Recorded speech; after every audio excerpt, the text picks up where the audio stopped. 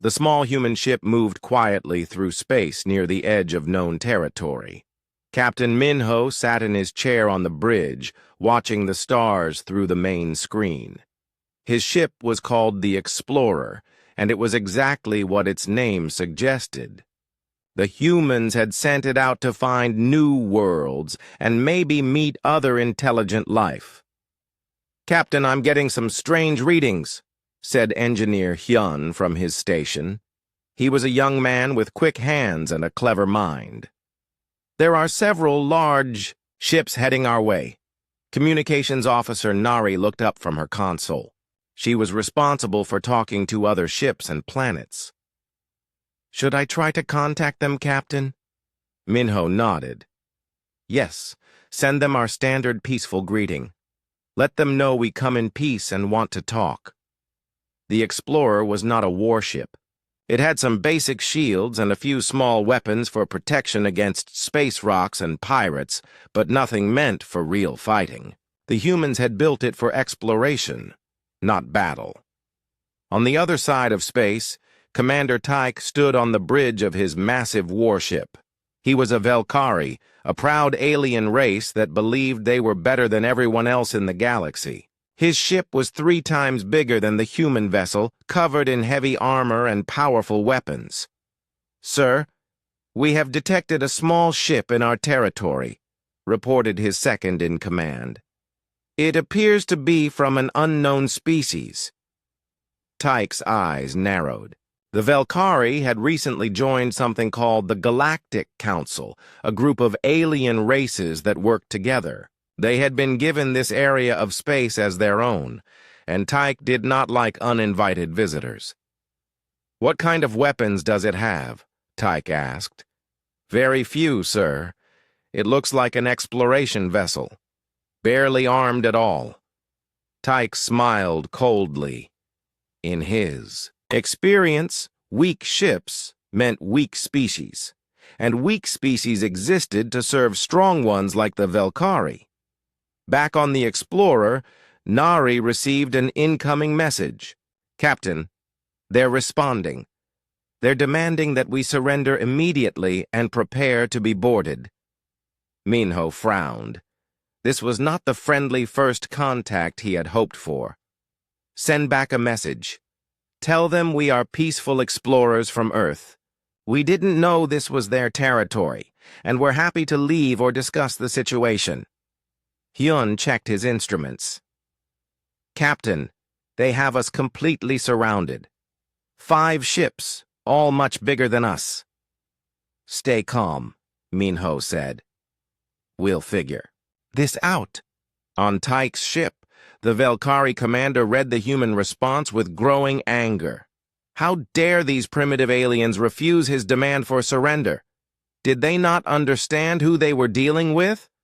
"Sir, they're asking for diplomatic talks," his officer reported. "Diplomatic talks?" Tyke laughed harshly.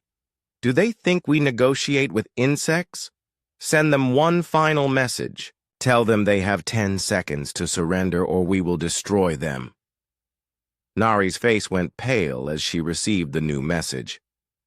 "Captain, they're giving us 10 seconds to surrender, or they'll attack us." Minho stood up. As a human, he had studied history in school. He knew that his species had faced bullies before, and giving in to them never worked. "Send this message.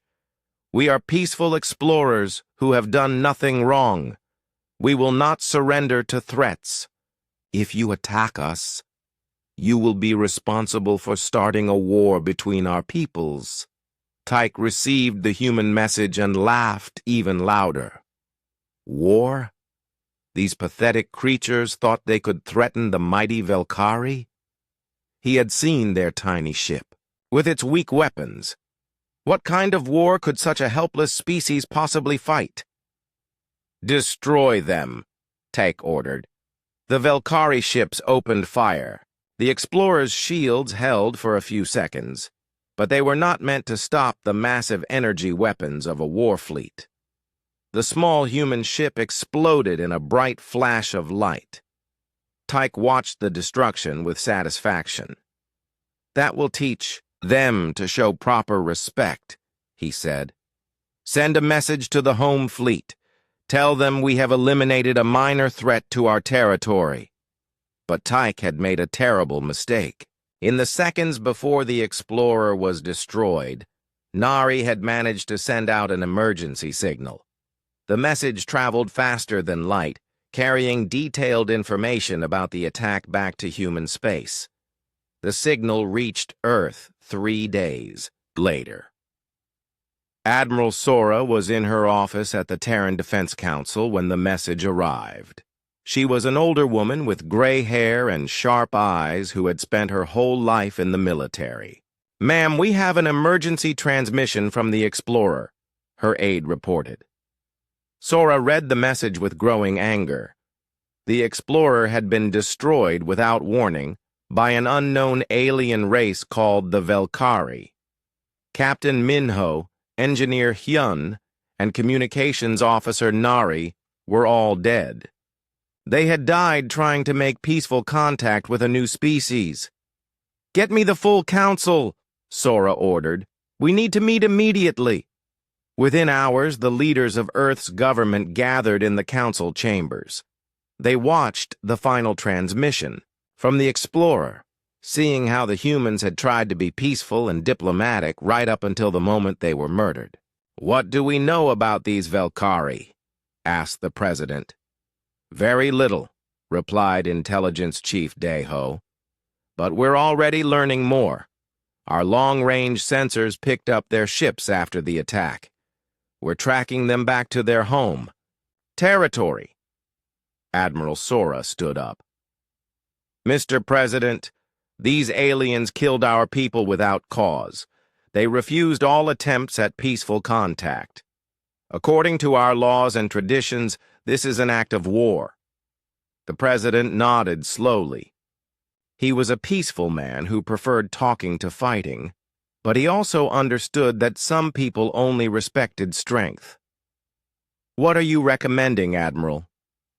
"We prepare for war," Sora said. "But first, we try one more time to solve this peacefully. We contact this Galactic Council we've heard about and present our case. If they refuse to give us justice for our murdered crew, then we show these aliens what humans do to people who kill our friends and family." The president agreed. Earth's greatest diplomats would be sent to talk to the Galactic Council, but at the same time, the military would begin preparing for something the aliens had never seen before. Commander Tyke thought he had swatted a fly.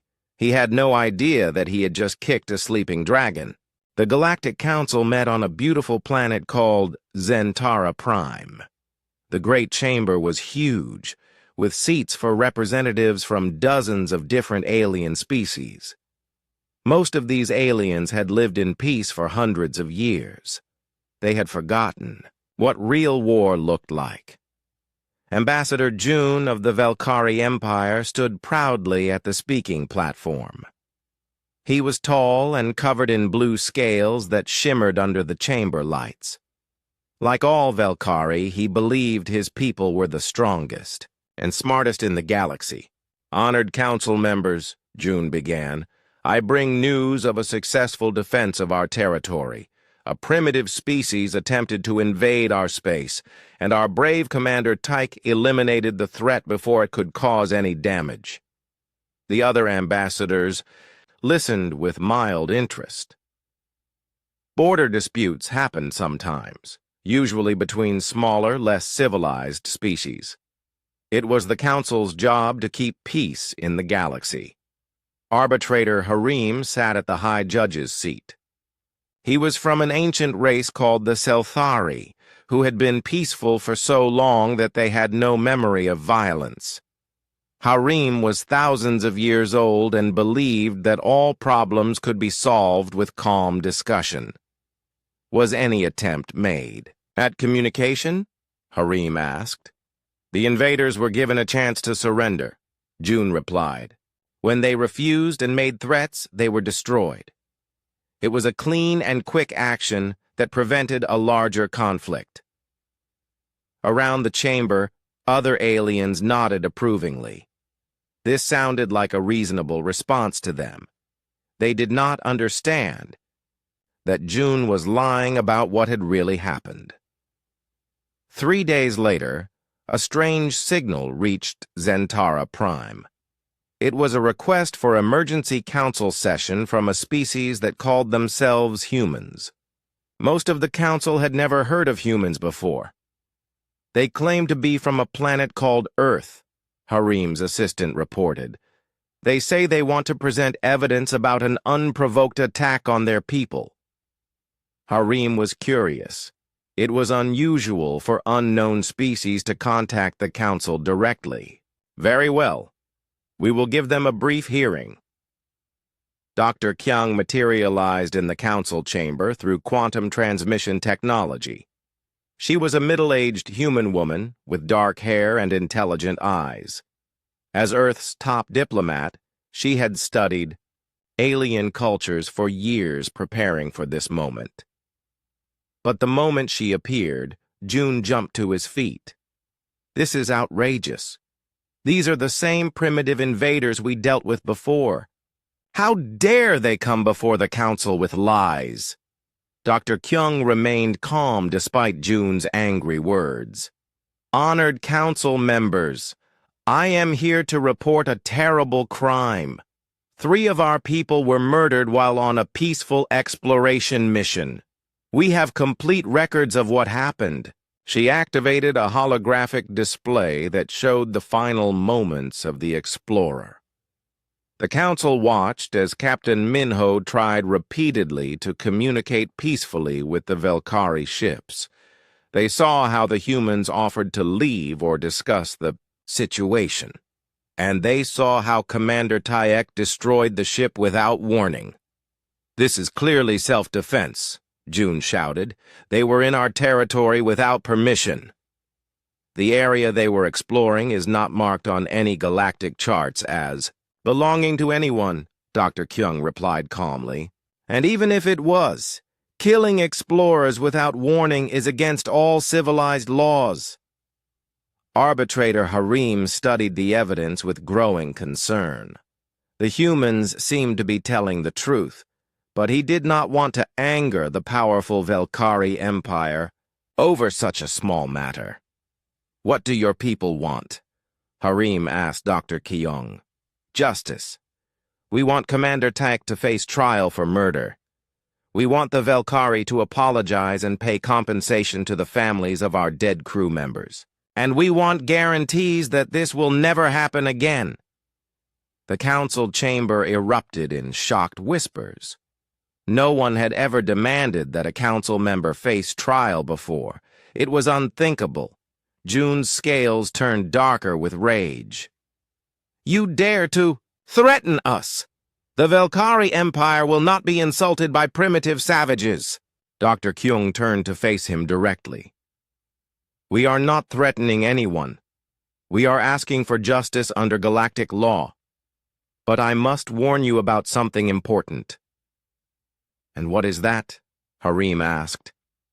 My people have a saying. Those who refuse justice usually get war instead.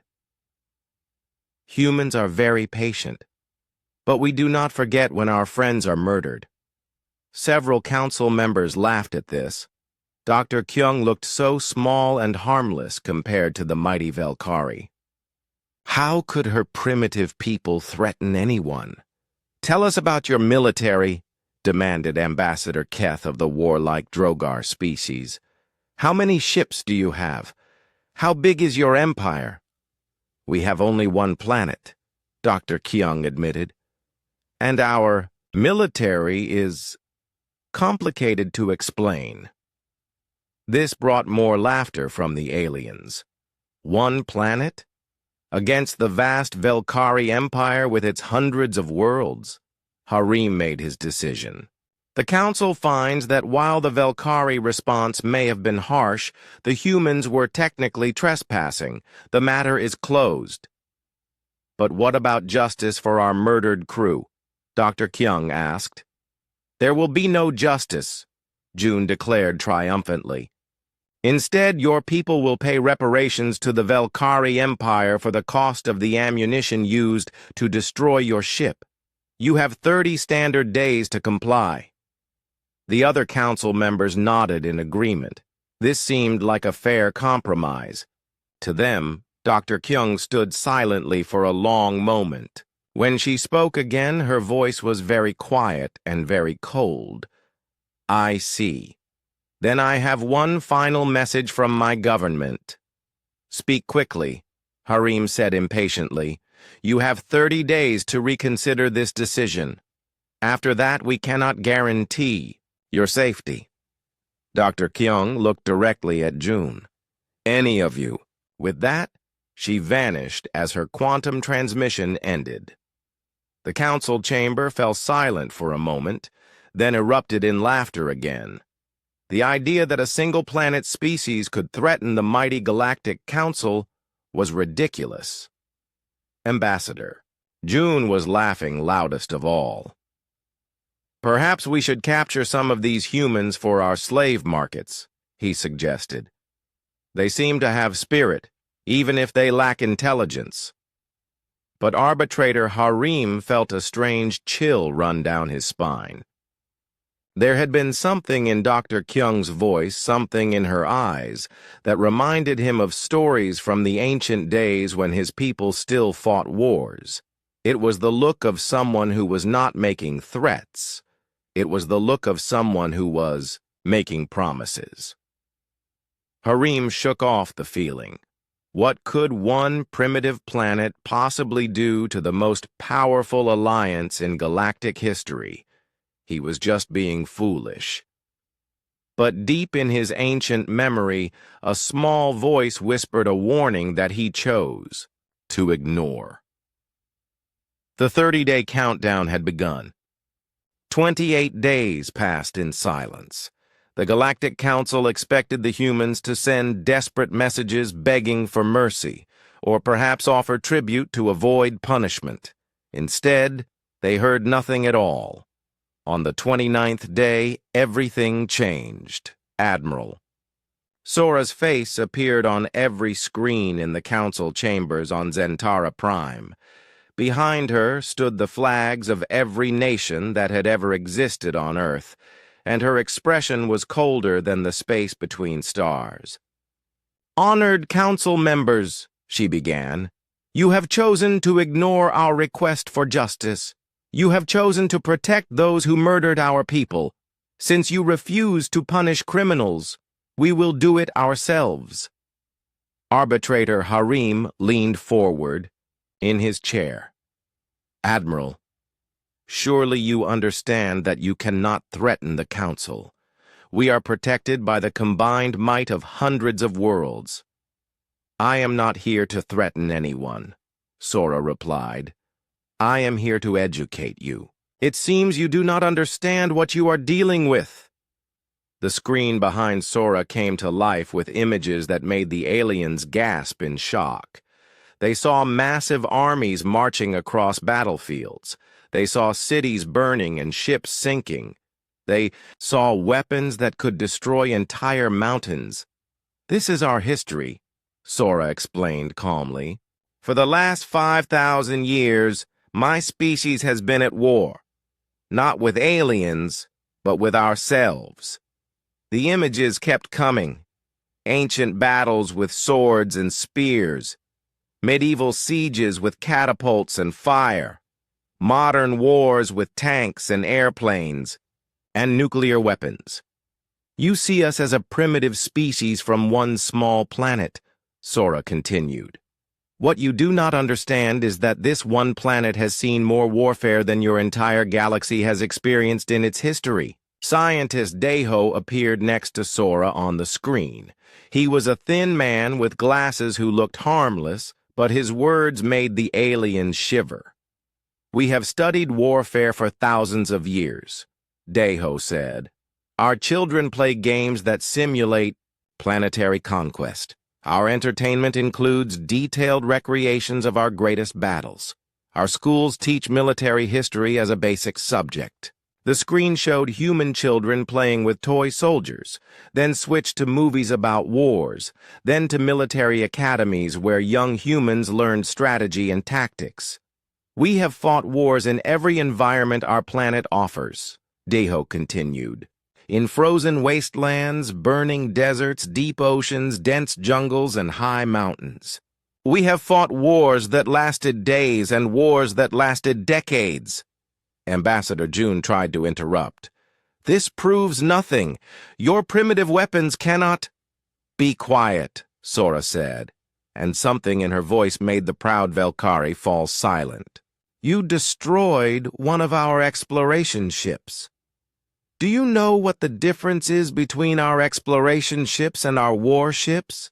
She paused to let the question sink in. Our exploration ships are designed to be peaceful and non-threatening, so they will not scare the aliens we meet. Our warships are designed to destroy things that need to be destroyed.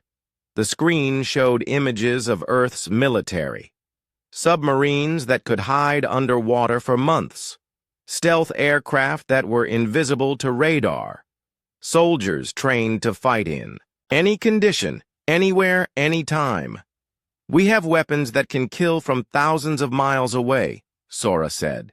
We have weapons that can destroy entire cities in seconds. We have weapons that can poison air and water and soil. And we have weapons we have never used because we are afraid of what they might do. Arbitrator Harim felt his ancient blood growing cold. Surely you would not use such terrible weapons on innocent people. Innocent? Admiral Sora's laugh was like breaking glass. Ambassador June just suggested using my people as slaves. Commander Tyke murdered 3 explorers who were trying to make friends. Where exactly do you see innocence in this situation? Dr. Kyung appeared on the screen next. I tried to warn you, she said sadly. I tried to explain that humans do not make threats. When we are angry enough to fight, we do not waste time talking about it. The display changed to show maps of human space. But instead of showing one small solar system, it showed dozens of star systems with human colonies and bases. You assumed we were limited to one planet, Dr. Kyung explained. You were wrong. We have been exploring and colonizing space for 200 years. We have settlements on 47 worlds and mining operations in 100 star systems. The aliens stared in shock. The humans had hidden their true size and strength, making themselves look weak and harmless. Why did you lie to us? Harim demanded. We did not lie, Sora replied. You never asked the right questions. You saw one small exploration ship and assumed it represented our entire civilization. That was your mistake, not our deception. The screen showed more images of human space forces. Massive battleships designed for long campaigns, fighter craft built for speed and stealth, space marines trained to fight in zero gravity. But here is the most important thing for you to understand, Sora said. We did not show you these things to frighten you. We showed you these things so you would understand what you have unleashed. Deho stepped forward again. Every human child learns about something we call total war. It means that when we fight, we use every weapon, every resource, every person until our enemy surrenders or dies. We do not fight for territory or resources. We fight until the threat to our people is completely eliminated. What are you saying? June whispered. I am saying that you killed our people and refused to face justice, Sora replied. So now you will face something much worse. You will face war against a species that has spent its entire existence learning how to destroy its enemies. The transmission began to fade, but Sora's final words echoed through the silent council chamber. You wanted to know about our military, Ambassador Keth.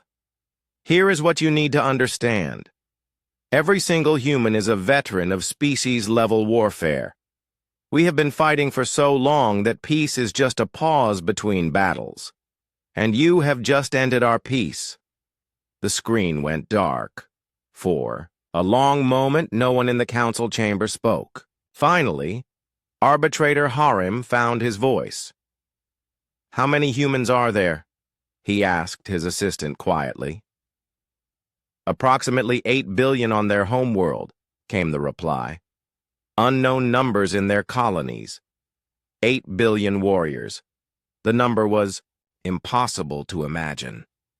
Ambassador June tried to maintain his courage.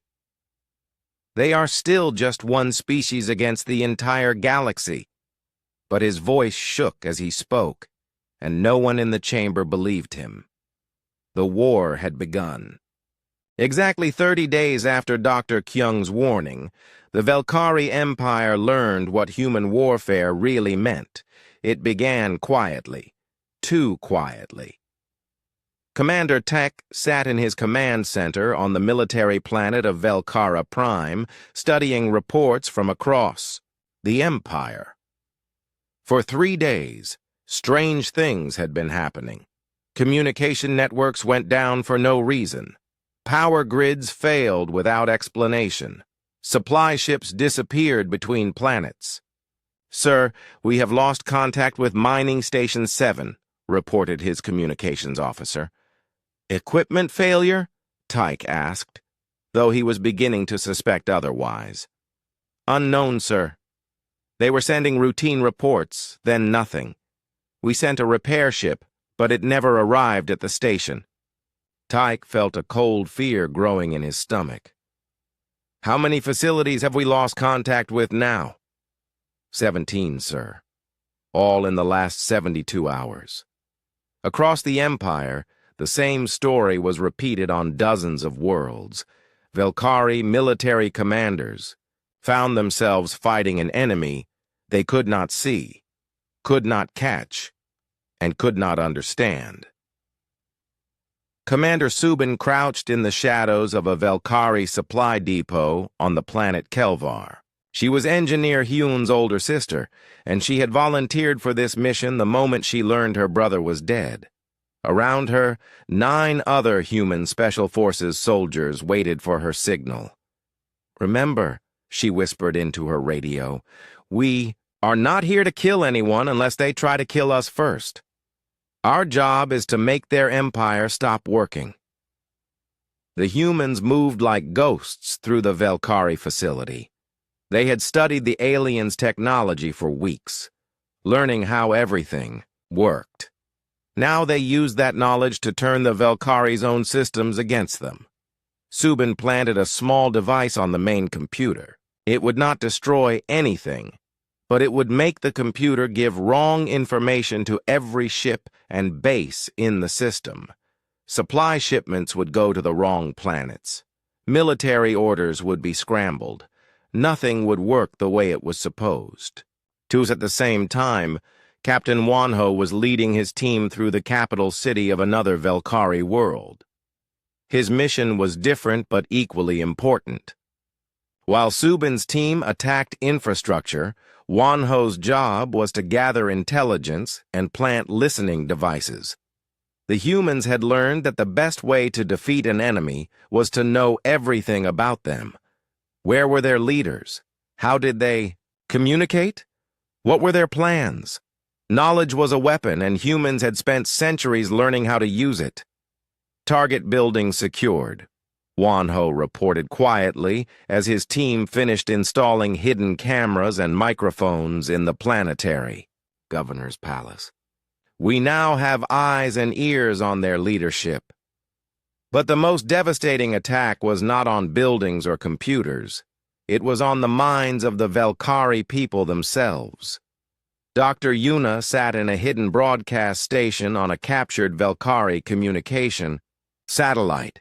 She was a specialist in psychological warfare, which meant she understood how to fight battles inside people's heads. "Beginning transmission," she announced. Across Velkari space, every television, radio, and computer screen suddenly showed the same image. a human classroom where children were learning about military history. "Today we will study the Battle of Stalingrad," the human teacher said to her students. "This battle lasted for 6 months. Over 2 million soldiers died. The humans who won this battle did so by deciding that they would rather die than give up their city." The Velkari watching at home were confused. Why were they seeing human children learning about war? The broadcast continued. The humans who fought this battle had no food and little ammunition. They ate rats to survive and made weapons from scrap metal. When they ran out of bullets, they fought with knives. When they ran out of knives, they fought with rocks and bare hands. Dr. Yuna smiled as she watched the reactions from hidden cameras throughout Velkari cities. The aliens were beginning to understand something terrible. Human children learned about warfare the way Velkari children learned about art or music. The broadcast switched to show human war movies. Not the glorified adventures that made war look exciting, but the realistic films that showed the true horror and cost of battle. The Velkari watched scenes of humans continuing to fight even when wounded, even when outnumbered, even when victory was impossible. "These are not historical documents," Dr. Yuna's voice explained over the images. "These are entertainment. Humans watch these movies for fun. We tell these stories to our children as bedtime tales."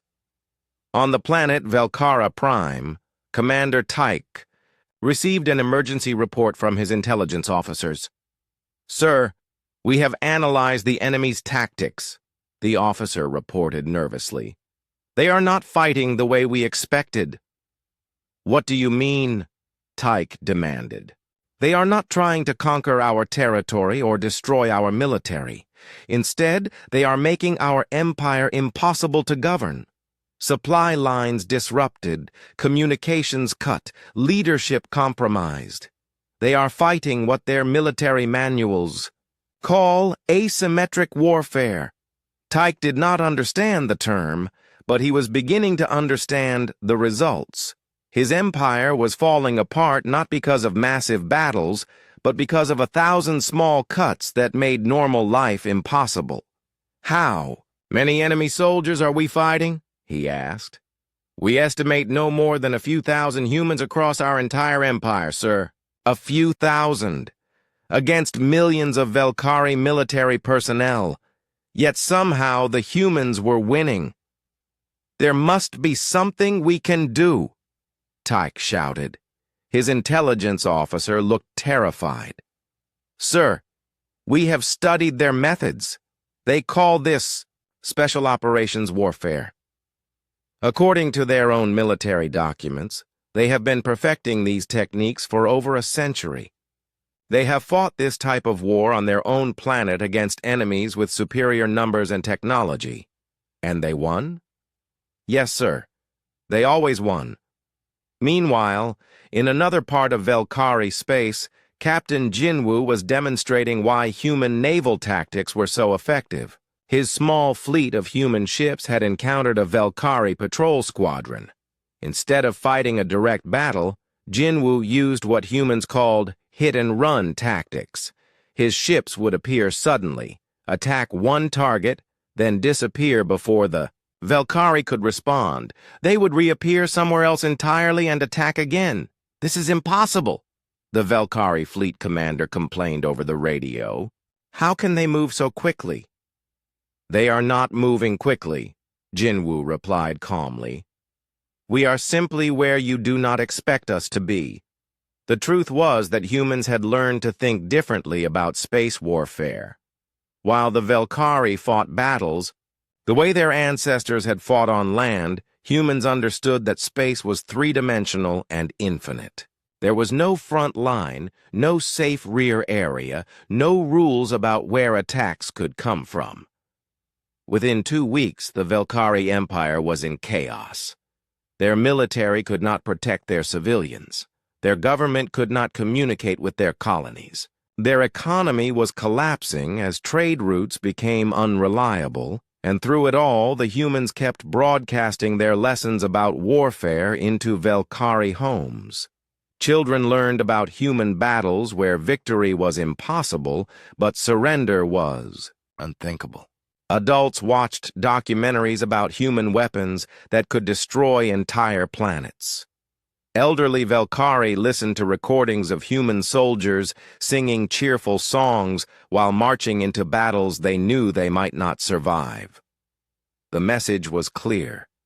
Humans did not fight wars to win territory or resources. They fought wars to eliminate threats to their people, and they would continue fighting until the threat was completely gone.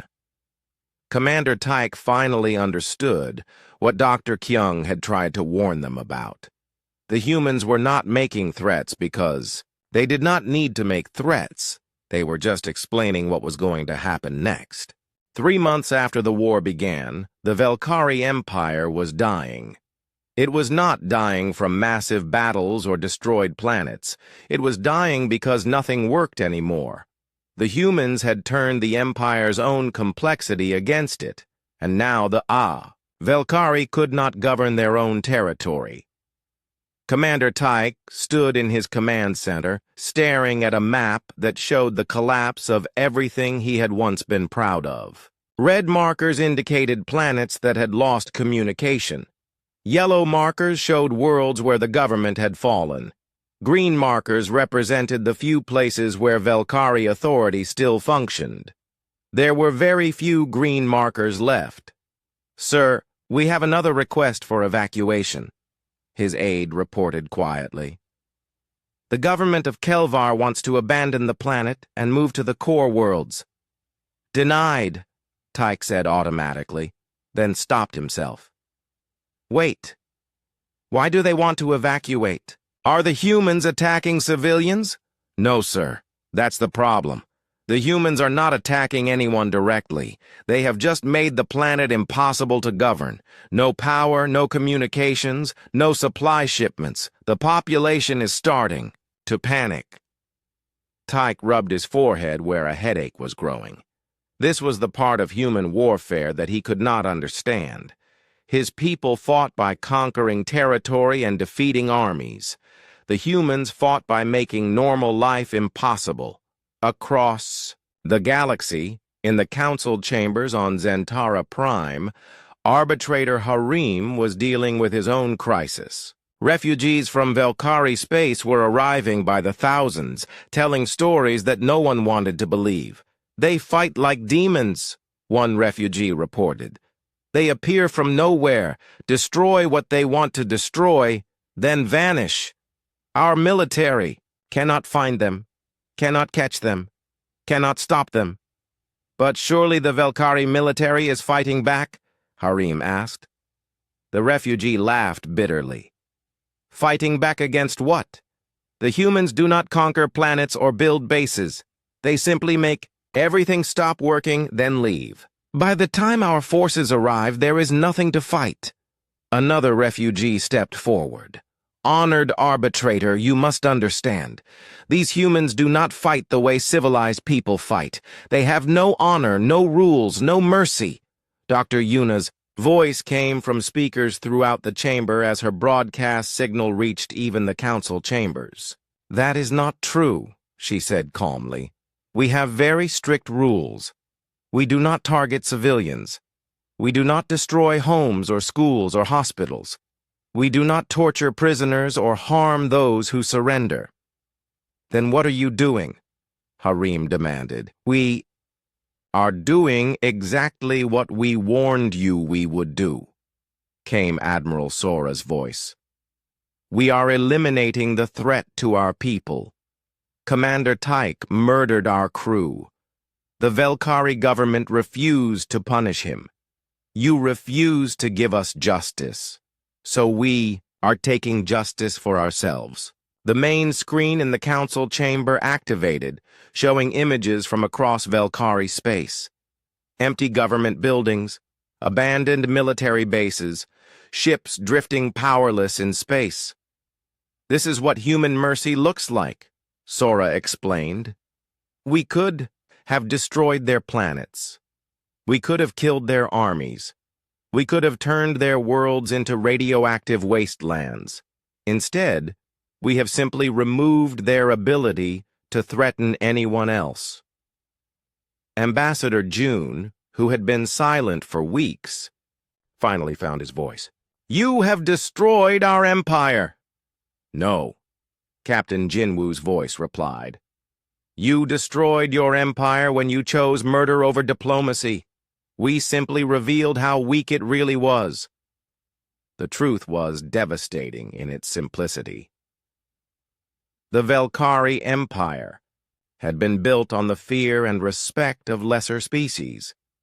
But humans were not a lesser species, and they did not fear the Velkari. Without that fear, the Empire had no foundation to stand on. On Velkara Prime, Commander Tyke received a message that he had been dreading. Captain Minho's sister, Commander Rena, appeared on his screen. She was leading the human forces assigned to capture him personally. Commander Tyke, she said formally, I am here to place you under arrest for the murder of Captain Minho, Engineer Hyun, and Communications Officer Nari. I will not surrender to you, Tyke replied, though his voice shook as he spoke. You do not understand, Rena said patiently.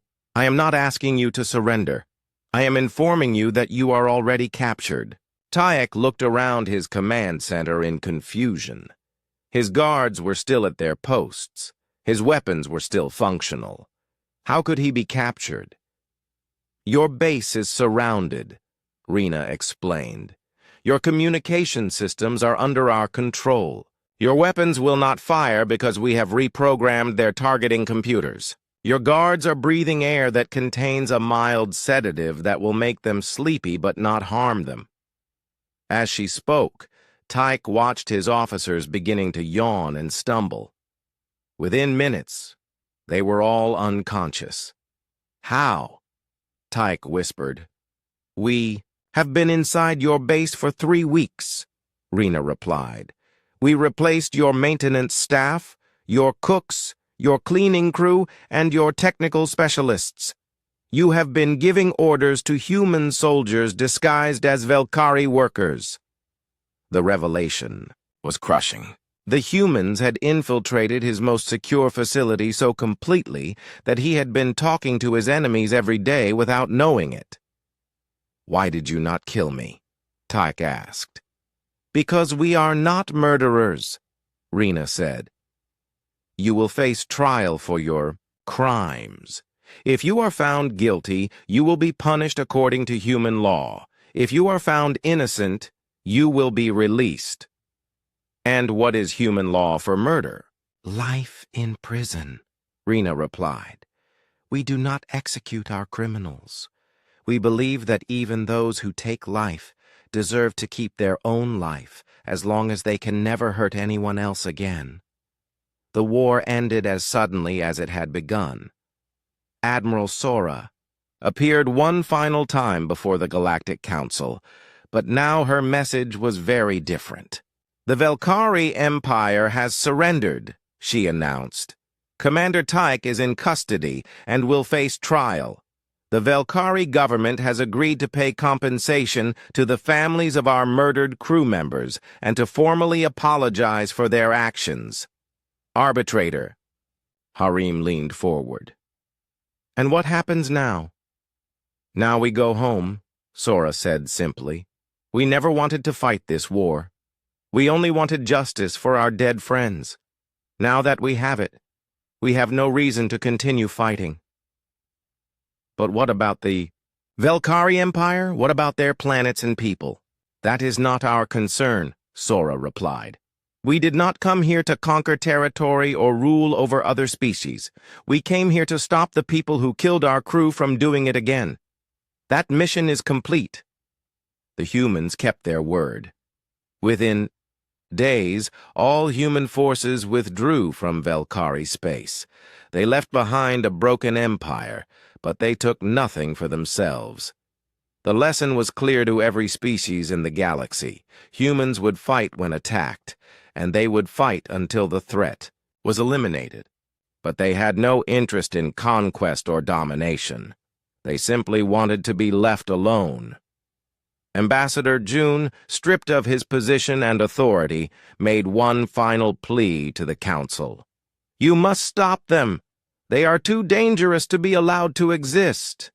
But Arbitrator Harim shook his ancient head. "No, Ambassador. The humans have shown us something important. They are dangerous only to those who threaten them first. As long as we leave them in peace, they will leave us in peace." New protocols were established throughout the galaxy. Any contact with humans required immediate council oversight.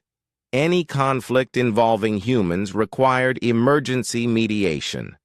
And under no circumstances should any species consider humans to be primitive or weak. The price of that mistake had been written in the ashes of the Velkari Empire, and no one wanted to pay it again. Commander Tech sat in his prison cell, thinking about the 3 humans he had killed. Captain Minho, Engineer Hyun, and Communications Officer Nari. They had been explorers and diplomats, not soldiers. They had died trying to make friends with aliens they had never met before. He had killed them because he thought they were weak. Now, he understood the truth. Humans were not weak. They were simply choosing to be peaceful. And there was a vast difference between the two things.